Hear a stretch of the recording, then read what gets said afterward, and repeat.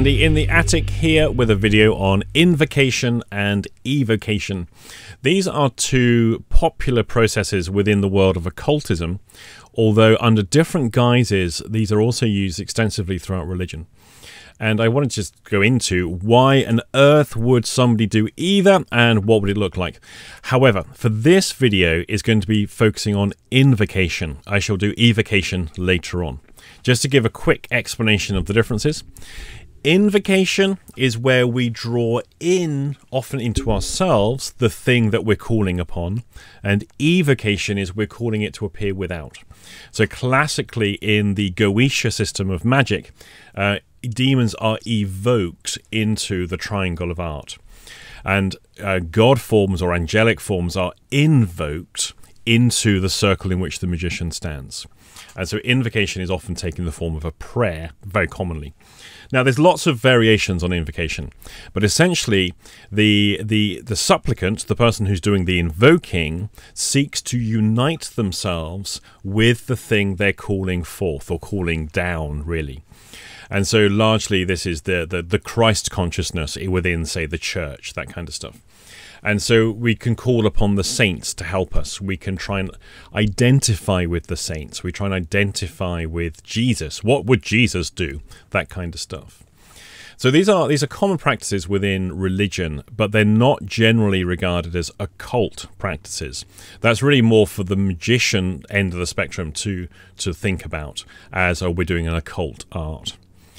Now, in contemporary magic, in contemporary magic, the magician is encouraged to inflame thyself with prayer, which is basically to pray with such fervency to whichever god form or being that they're praying to the point that they actually feel completely energized by the spirit of that particular thing.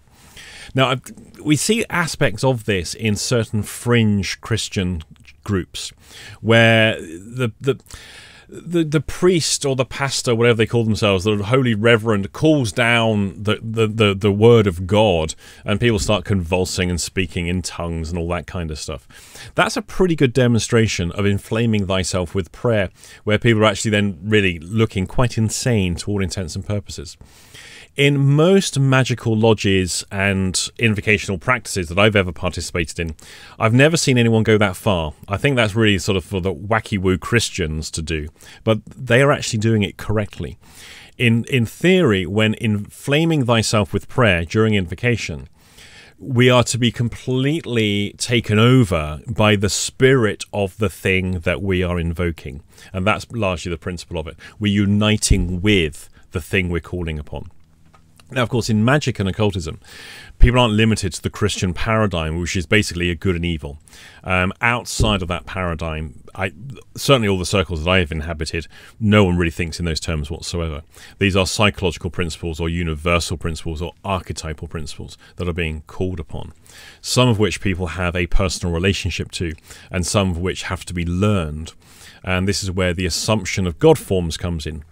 So essentially, in order to learn all about Jesus and the Christian stuff here in the UK, children who go to Church of England schools, which is where I went to, will sing songs in assembly. They will say the daily prayers.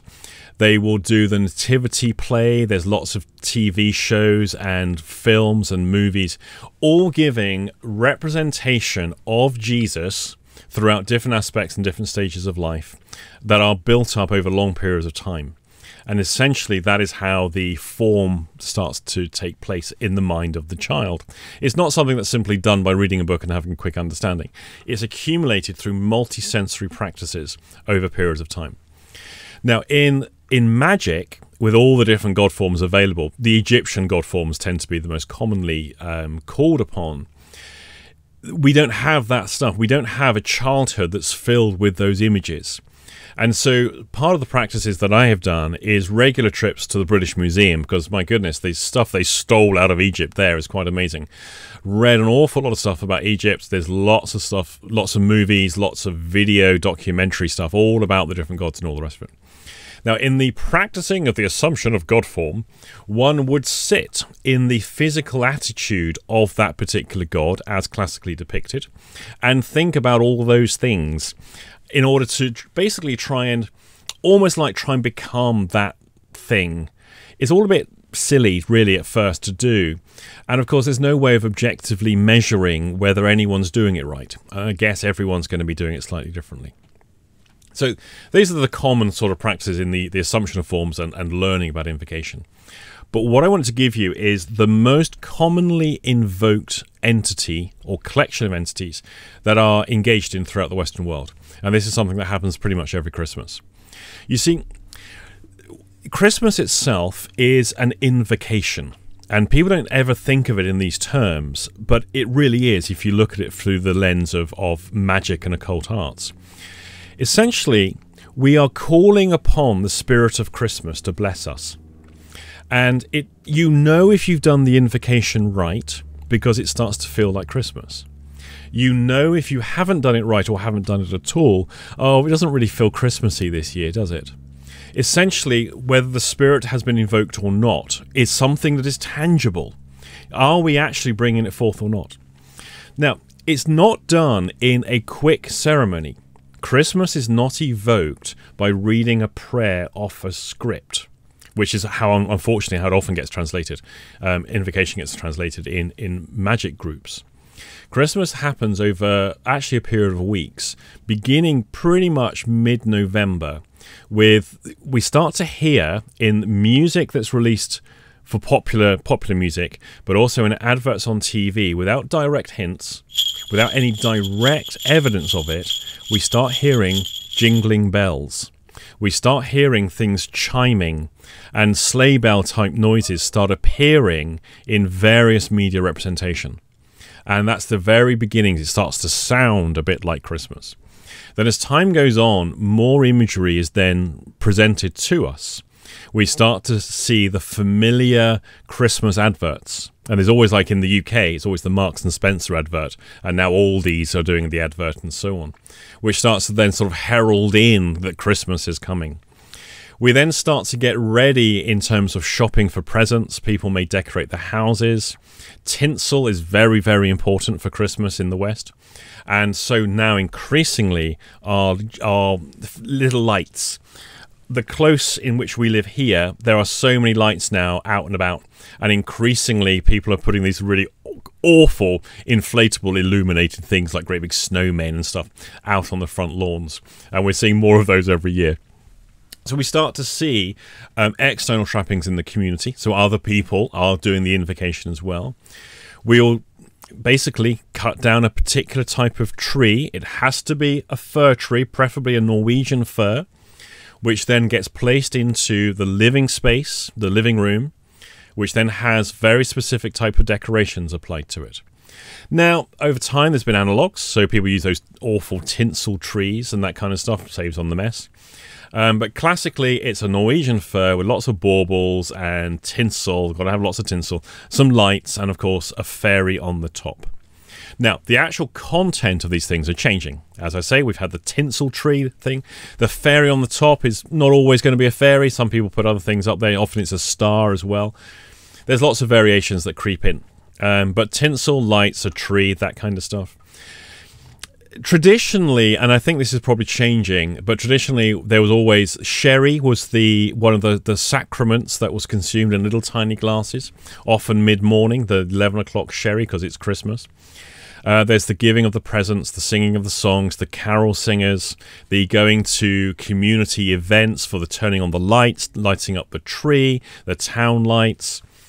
Lots of community-based events where each little piece is about bringing in what we can see, what we taste and touch, what we hear. The colours of Christmas, you have to have red for Santa, the red robin, and green and gold and silver tinsels. These are the classic traditional colours. I just remember the things like from childhood, because of seasonal variations that would happen with crops. Only ever got tangerines at Christmas time. Here in the UK, people tend to only eat turkey at Christmas time, although there are variances overseas to that as well. Now, there's other stuff. The weather condition is vital. And this is very, very true, especially if we're looking at Goetic magic, Goetia. where all of the demons were actually Canaanite gods. Well, most of them were Canaanite gods, and they were all weather gods. And in order to do an evocation, or invocation if you're crazy enough, of those gods, you have to have the right time of day and the right prevailing weather conditions. Christmas has to happen on the 24th and 25th of December. Slight variations as to when key points like opening the presents occur, whether it's on Christmas Eve, Christmas morning, or Christmas evening. There are some slight cultural variances, but Christmas itself is the 24th and 25th. And there's the mythologies that go around as well. So we have Santa Claus, we have Father Christmas, we have the reindeer, we have the sleigh bells, all that kind of stuff. But here in the West, in Europe especially, it's supposed to snow. The white Christmas, the white Dickensian Christmas, is the one that people really want to have. And when it snows at Christmas, it's particularly magical and particularly festive and particularly wonderful and all the rest of it. Now, if all those things come together correctly, we successfully create Christmas. We invoke the Christmas spirit. The classic thing of Scrooge, the Scrooge story, is of the person who didn't get Christmas invoked for him, and he was a real miserable fella. And then through various experiences of spirits visiting him, he gets shown the thing of his ways. I can't remember the word is now. He gets shown the truth, and then the Christmas spirit is upon him.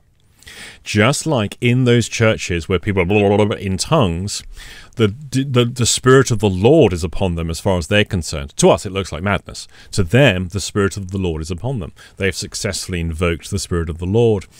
On December the 24th and 25th, if it snows and all the other things are right, and you've got the Wizard of Oz on TV or whatever it is these days, it'll be a Pixar movie, the Spirit of Christmas is upon us.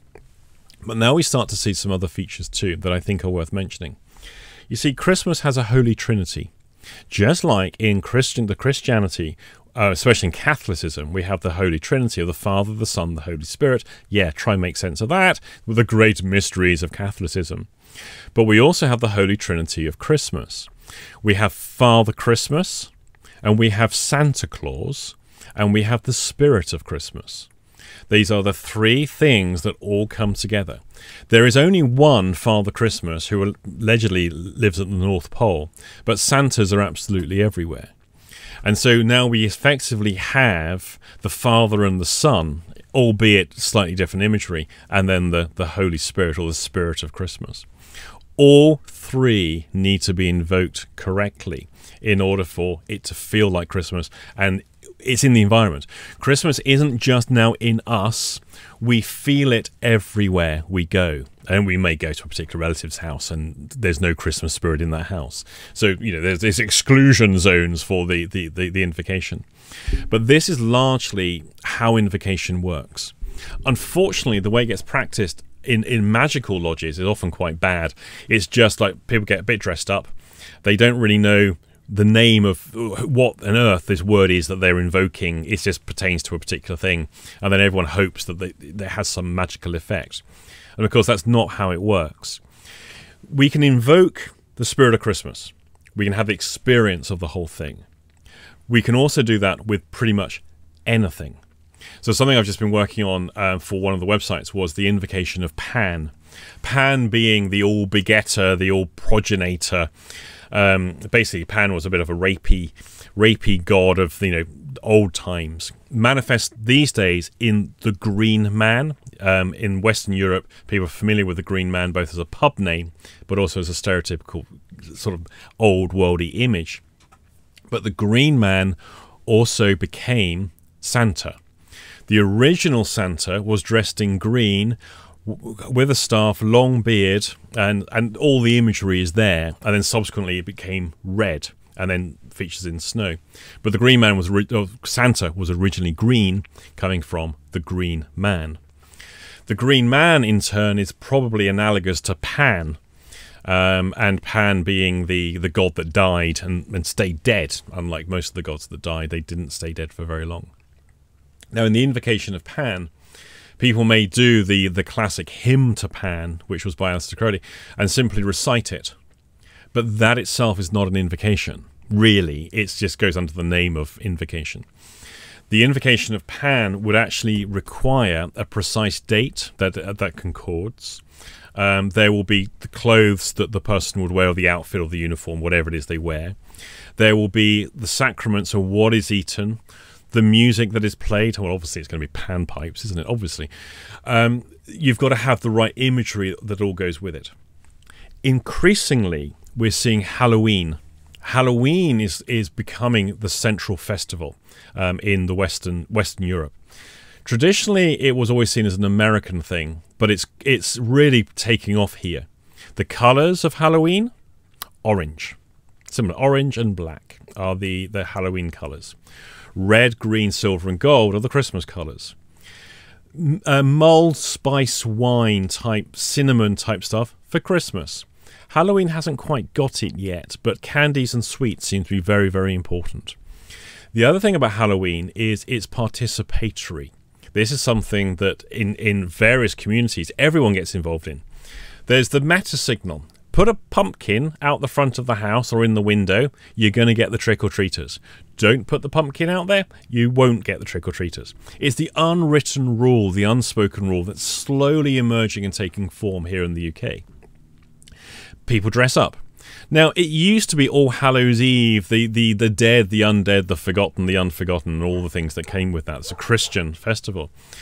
Increasingly, though, it's no longer becoming that. It's an encouragement for children to be a little devilish. But it's more than that. It's the trick-or-treat, but it's an opportunity to dress up. It's an opportunity to get together with other children and meet the neighbours. It's an opportunity for gift giving and pranking and fun and silliness. It's participatory. Christmas used to be participatory, and then in the 80s very much people started to notice it's massively commercialised. So the point now that Christmas is purchased off the peg. You go and buy the decorations. When we were kids, everyone made the decorations. We go and everything. I mean, people used to make their own candles. People would make the songs. People would go to the nativity play. People group together in the village halls to sing carols. They go to the central square and do carol services and things. People used to participate. Usually it's raining and it's cold and there's Netflix and internet streaming services and home deliveries. It's been supplicated by essentially commercial interest, but also convenience. Whereas Halloween being slightly earlier in the year, not that much, but enough, weather can be a little bit drier at that time, but also we still have the participatory aspect because we can't outsource trick-or-treat. We can't outsource visiting the neighbours and so forth. But given enough time, as it becomes more commercialised, it'll be quite a few years yet, I suspect Halloween will also be commercialised. And it will take on some very familiar themes, just like we have the Holy Trinity of Christmas. We'll start to see very similar stuff emerge with Halloween. Simply because people are operating from the same archetypes and reinvent the same thing because there's an inherent human need to explore those things. So every invocation has its sights and sounds, its flavors, its tastes, all of the things that all have to come together. The date is the other key thing. We can't do Christmas in June. We can't do Halloween in May. It's not how it works. There's another thing that people may notice for the UK as well. There's a festival, a few days, another festival. We have Christmas, a few days, and then it's New Year. And there are two festivals very close to each other that basically become the holiday season. Halloween is then followed by November the 5th. And November the 5th really was an anti-Catholic movement that was created to make sure the populace stay on board with the political prevailing politics of the time and not really try and blow up Parliament. And these days people do the trick-or-treat. They go to the big village bonfire or the Littlehampton bonfire, which is just horrendously big. It's insane how big they make it. And again, it's participatory. There's fireworks. Often there's a parade. Why? What's the parade got to do with... Anyway, it doesn't matter. It's festival. It's carnival. So we have Halloween, a few days, and then there's a following festival. And often that's 2 consecutive weekends. So we see the same patterns start to re-emerge elsewhere. So I think that's probably all I've got. I think it's disappointing that Christmas is not really invoked correctly anymore. It's now just something people pay lip service to. And as such, it doesn't surprise me that Halloween is becoming the central festival within sort of the UK's festival calendar. If you have any thoughts, any questions, any particular points on invocation, do stick it in the comment section. I'll do the next video on evocation, where I'll go through largely the Goetia methodology and how it also is used within things like Christianity and other religions too. So do use that comment section. Thank you for watching the video, and of course I wish you all a great Christmas season.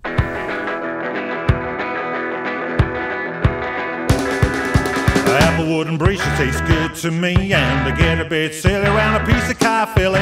What could be better? The vintage cheddar. Relieve that pressure with a nice bit of Cheshire. Cheesy Christmas. We're gonna have a cheesy Christmas. We're celebrating cheeses this year. If you dare go camembert, I'm enthralled to Emmental. Go and get a pack of feta. I'm a Gorgonzola, rock and roller. Cheesy Christmas. We're gonna have a cheesy Christmas. We're celebrating cheeses this year. Good, halloumi, hey, I'll eat red Leicester any day. Mozzarella, happy fella, I'm your man for Parmesan. Yeah, cheesy Christmas. We're gonna have a cheesy Christmas. We're celebrating cheeses this year. A great big cheer for Panis, Stilton, white and blue, and all the ones not mentioned here. Oh, and Wensleydale too. So many types to savor. Hey, make that cheese board large. The texture and the flavor. Je suis la grande fromage. I said cheesy Christmas. We're gonna have a cheesy Christmas. We're celebrating cheeses this year.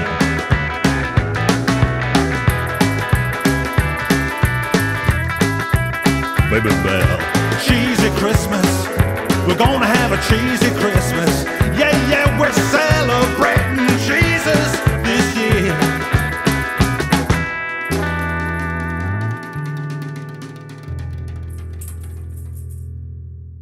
Man, that was cheesy.